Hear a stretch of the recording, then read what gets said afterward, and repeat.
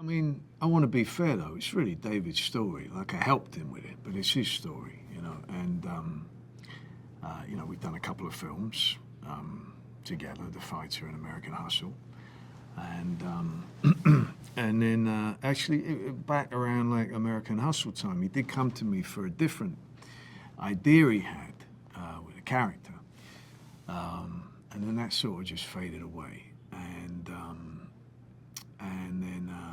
then he gives me a buzz, and we met at a nice old greasy spoon diner called the Early World that we used to meet at, which sadly is closed down now. And it's where we always met whenever we would talk about maybe making a project together, starting with The Fighter. And he sat me down and he wanted to talk all about the Dulles brothers. And so we talked a bit about that, and then, you know, the way David works, it's not like a linear thing. He's got like all these ideas, sort of satellites going around.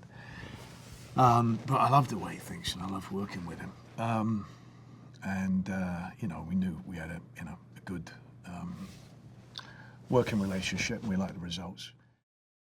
He's somebody who's been through hell, but he's a real optimist. You know, that's the thing. Like, his, you know, mantras were kind of eyebrows up, and this sort of a wonderful openness to life, refusing to go numb, you know, from his experiences.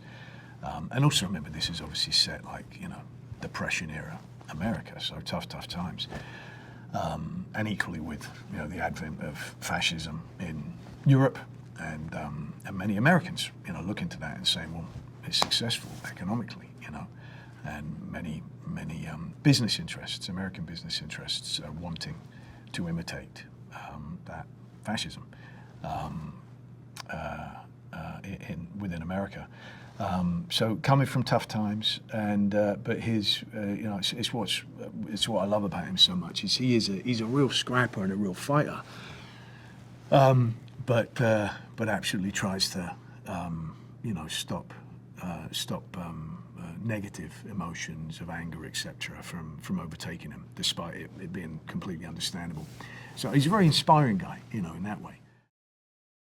First, Burt and Harold, who are looking out for each other, make a pact, you know, to look out for each other in the war, and then they are treated by this nurse who appears out of nowhere and is pulling metal out of them, you know, the shrapnel and stuff, and making art out of it, and she seems wacky and nuts, and they love her for that. And then they form a pact, the three of them, and then they have these kind of halcyon days in Amsterdam. And hence, that's why David and me always just called it Amsterdam, and then we went through a variety of different names instead of, and then just came back to like, well, we always called it Amsterdam, let's leave it at that, it's great. So they have these halcyon days there for all of them, and then for varying reasons, Burt has to get back to the States, and then it all kind of falls apart, you know, and then you see the three of them unexpectedly reuniting many years later, but caught in the middle of this crime that they're accused of, that feels like a small thing, but ends up being this bloody, you know, global sized conspiracy. The satisfaction of seeing something from the absolute birth of sitting in Early World with David, with him going, I've got an idea, and let's talk about the Dulles brothers. And then they had nothing to do with the film, right? So we moved on from that.